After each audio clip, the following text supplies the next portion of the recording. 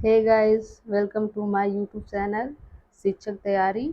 I hope आप सभी सही हो और एग्ज़ाम आपका सीटेट का बहुत पास है जो 20 अगस्त को है। तो अपना तैयारी बनाए रखिए। और आज का क्लास है आपका ईवीएस का, ठीक है।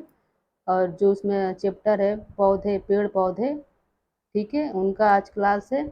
इसमें क्वेश्चन मिलते हैं सीटेट में, 4 से 5 क्वेश्चन आ ही जाते हैं प्लांट से आपके। और ये सीटेट का फेवरेट टॉपिक है ईवीएस से। तो आइए देखते हैं क्या क्या है इसमें। तो पहला हम पढ़ेंगे रेगिस्तानी ओक के बारे में, ये एक प्लांट है आपका। दूसरा है खेजड़ी वृक्ष क्या होता है, और ये नेफ्थनीज पौधा क्या है, और बरगद पौधे के बारे में पढ़ेंगे। नेफ्थनीज क्या होता है आपका, कीटभक्षी पौधा है, ठीक है। बहुत क्वेश्चन इससे पूछता है कीटभक्षी पौधे से। तो आइए एक एक करके जानते हैं इनके बारे में। तो पहला है आपका रेगिस्तानी ओक, ठीक है। इंग्लिश में क्या कहते हैं, डिजर्ट ओक। ये कहाँ पाया जाता है, तो ये पहली बार पाया जाता है ऑस्ट्रेलिया में, ठीक है। इंडिया में नहीं, भारत में नहीं पाया जाता है। बहुत लोग तो रेगिस्तानी ओक के नाम से समझेंगे रेगिस्तान में पाया जाता है, लेकिन इसकी यही क्वालिटी है, ये ऑस्ट्रेलिया में पाया जाता है, ठीक है। अब बहुत लोग इससे भ्रमित हो जाते हैं, तो इसको दिमाग में रखिएगा। और इसकी ऊंचाई मतलब हाइट कितनी होती है, कितना बड़ा होता है ये, तो ये आपका 10 से 12 फीट ऊंचा होता है, या मीटर में लेंगे तो 4 से 6 मीटर लंबा होता है। इसके रूट, इसकी जड़ें कैसी होती हैं, तो अपनी हाइट की लगभग 30 गुना गहराई तक होती हैं। मतलब ज़मीन में इनकी जड़ें जितनी इसकी हाइट होती है उससे 30 गुना अंदर तक जाती हैं, ठीक है। अंदर तक इसलिए जाती है, इसकी यही क्वालिटी होता है, जब तक उनको पानी नहीं मिल जाता है ज़मीन के अंदर तब तक वो बढ़ती रहती हैं और उसके गहराई तक जाती रहती हैं। तो 30 गुना नीचे जाती हैं। जो इसकी पत्तियाँ होती हैं, लीफ जो होते हैं, उनके बारे में जानिए। तो पत्तियाँ इनकी छोटी होती हैं और संख्या में कम होती है। पत्तियाँ छोटी और कम इसलिए होती हैं कि जिससे वाष्प उत्सर्जन कम हो, ठीक है। जिससे वाष्प उत्सर्जन कम होगा तो क्या होगा, पानी का ह्रास कम होगा, पानी ये बना कर रखेंगी अपने अंदर। और ये पांचवा है कि अपने तने में पानी को एकत्रित करती हैं। ये क्या करती हैं, ये जो पेड़ होता है राजस्थानी ओक, ये क्या करता है, उसके तनों में पानी इकट्ठा होता है। इसके नेक्स्ट देखिए, लोग इस पानी को पीने के लिए पतले पाइप का प्रयोग करते हैं। मतलब लोग वहाँ के जो भी लोकल लोग होते हैं उनके न तने से पानी निकाल लेते हैं पीने के लिए, ठीक है। पतला पाइप का यूज़ करके उनके तने से पानी निकाल लेते हैं। तो ये था आपका रेगिस्तानी ओक, जो क्वेश्चन आता है यहाँ से। अब दूसरा है आपका खेजड़ी वृक्ष। आइए इसके बारे में जानते हैं, खेजड़ी वृक्ष क्या है। तो सबसे पहले ये कहाँ पाया जाता है, राजस्थान में पाया जाता है। और राजस्थान में कहाँ पाया जाता है, आपके जोधपुर जिला है राजस्थान में, वहाँ पाया जाता है। नेक्स्ट इसके बारे में समझते हैं क्या है। ये क्या है, रेगिस्तानी क्षेत्र में कम पानी में उगता है, ठीक है। इसकी खासियत है कि ये कम पानी में उगता है। और रेगिस्तान में पता है आपको पानी कम होती है, तो रेगिस्तान में पाया जाता है। तीसरे बारे में, इसके बारे में जानें। तीसरी बात क्या है, पत्तियां जानवर खाते हैं। जो इसकी पत्तियां होती हैं जानवर खाते हैं, और मनुष्य न फलों को पका के खाते हैं, ठीक है। जो इसके सीड्स होते हैं इसके, वो वो इंसान खाते हैं बना के, वो फल के रूप में। चौथा है, इनकी लकड़ी की छाल से दवा बनाया जाता है, ठीक है। ये भी पूछता है। तो इनकी जो लकड़ी की छाल होता है वो दवा बनाने में यूज होता है। पांचवी इसकी क्वालिटी है कि इसकी लकड़ी पर कीड़ा नहीं लगता, मतलब सड़ता नहीं है जल्दी, ठीक है, कीड़े नहीं लगते हैं।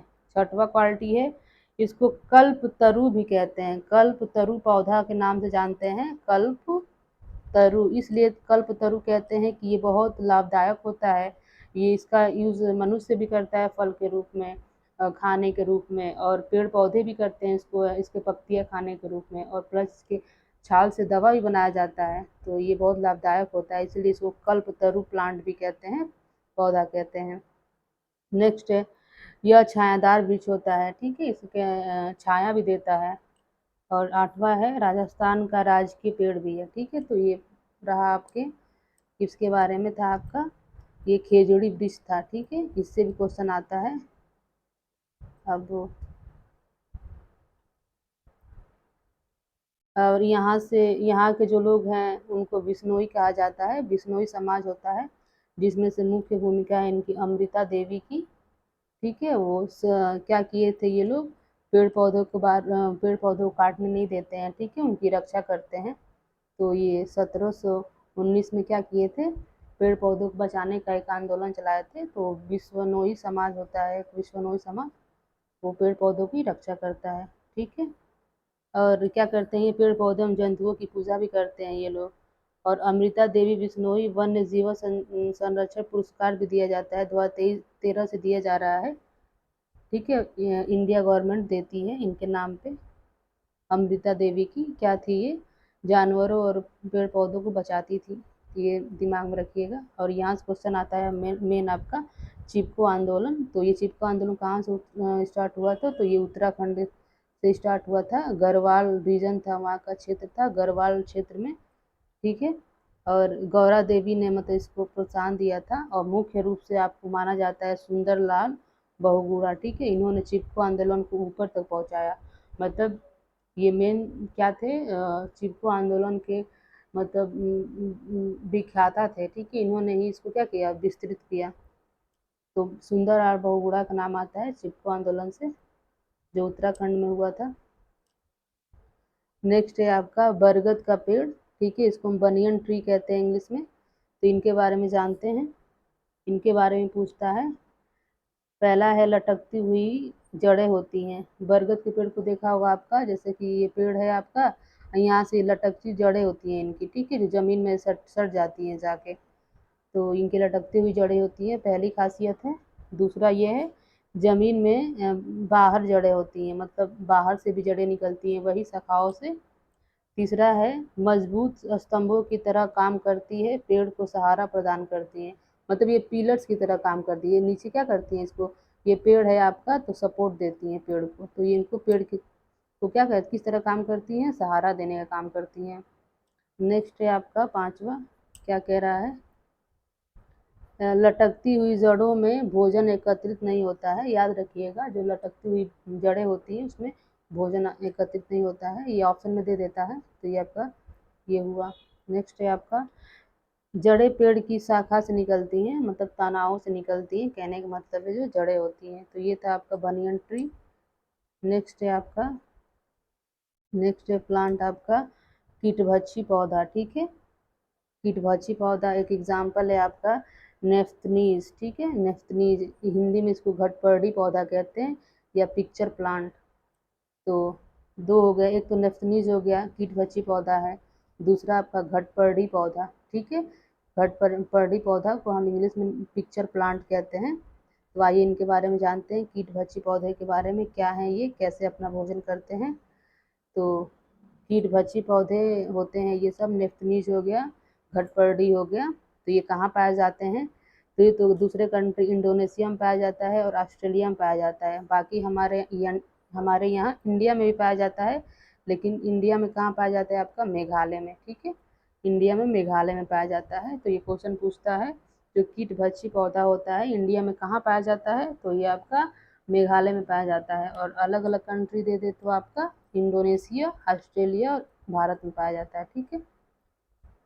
नेक्स्ट है, इनके बारे में जानते हैं, क्या कह रहा है, नाइट्रोजन की मांग को पूरा करने के लिए कीटों को खाते हैं। तो ये ऑप्शन में दे देता है कि जो कीटभक्षी पौधा होता है वो कीटों को क्यों खाता है, तो उनके अंदर नाइट्रोजन को जो कमी होती है उसको पूरा करने के लिए कीटों को खाता है। नेक्स्ट है, प्रकाश संश्लेषण की क्रिया होती है। तो गाइस ये इसमें बहुत लोग कंफ्यूज हो जाते हैं, सोचते हैं कि जब भोजन के रूप में ये क्या कर रहा है, कीड़ों को खा ले रहा है, तो खाना बनाने की जरूरत ही नहीं है इसको, फिर संश्लेषण होगा ही प्रकाश संश्लेषण। लेकिन ऐसा नहीं होता है, इनके अंदर प्रकाश संश्लेषण होता है, ठीक है, बस वो नाइट्रोजन की कमी के लिए वो कीटों को खाते हैं। जैसे किसको किसको खाते हैं ये, तो खाता किसको किसको है आपको, कीड़े मकोड़ों खाता है, चूहों तक को खा जाता है, मेढक को खाता है, ठीक है। और अन्य उदाहरण हैं इसके कीटभक्षी पौधे के, एक वीनस फ्लाई ट्रैप होता है, डियोनीमिया है, ऊपर आपको क्या बताया है, घटपर्डी था, नेफ्थनीज था, ठीक है। तो ये थे आपके कीटभक्षी पौधा, ठीक है। और आगे है आपका पार्ट ऑफ प्लांट्स, पौधों के भाग, यहाँ से भी क्वेश्चन पूछता है। तो मेन पत्तियों के बारे में पूछता है, और प्रकाश संश्लेषण ये कैसे करते हैं, वो भी पूछता है। तो आइए जानते हैं लीव्स के बारे में, इनके पत्तियों के बारे में क्या कह रहा है। पादपों के भोजन बनाने का खजाना कहा जाता है, मतलब जो पेड़ पौधे होते हैं वो भोजन कहाँ बनाते हैं, पत्तियों की मदद से बनाते हैं। और ये देखिए पत्ती का फिगर है आपका, ठीक है। ये जो है इसको हम कहते हैं आपको मिड रिब कहते हैं ना, मिड रिब।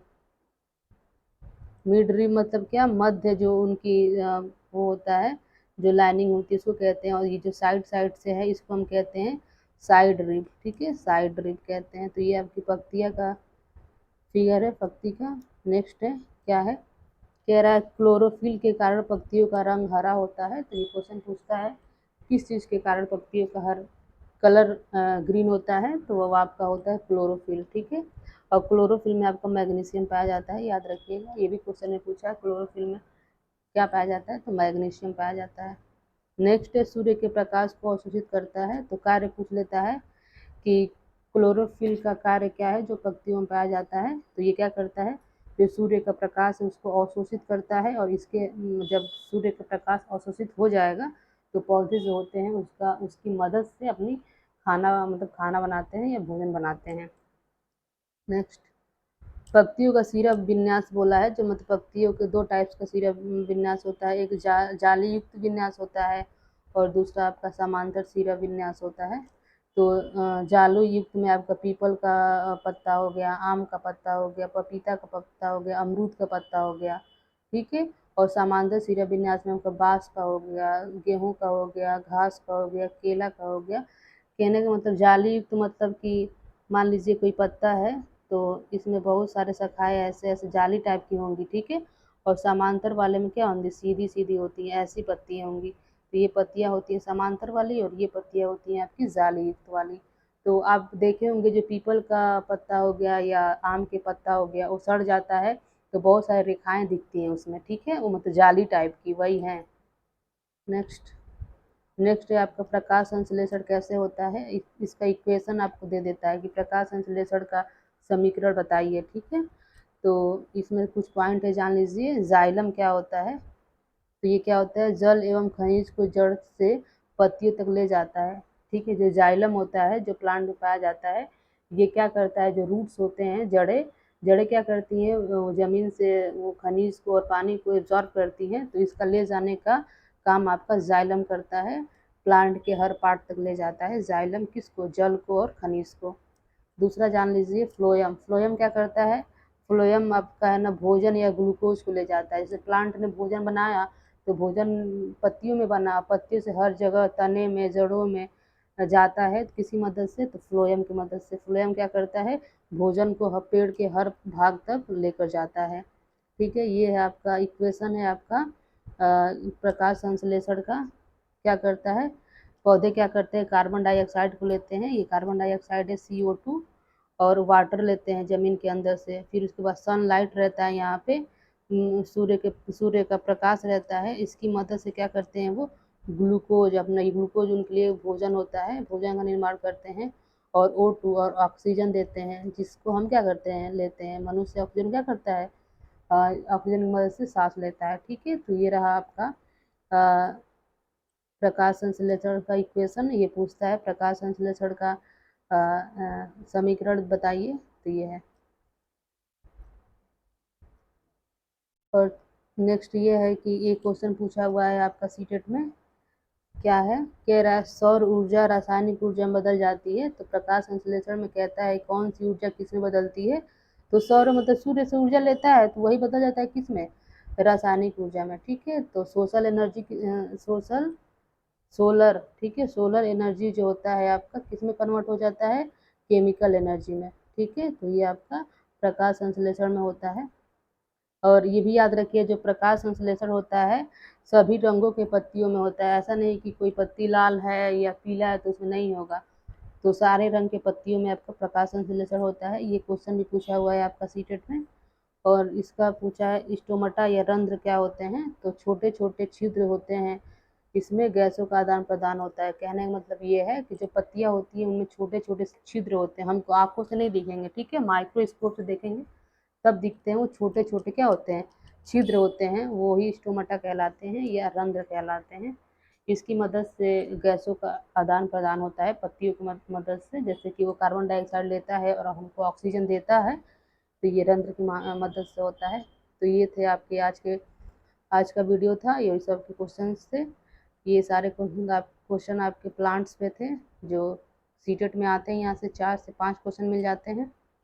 और इसके पहले मैंने एक वीडियो डाला है, उसमें मैंने सारे पक्षियों के बारे में बता दिए, वहाँ से भी क्वेश्चन पूछते हैं।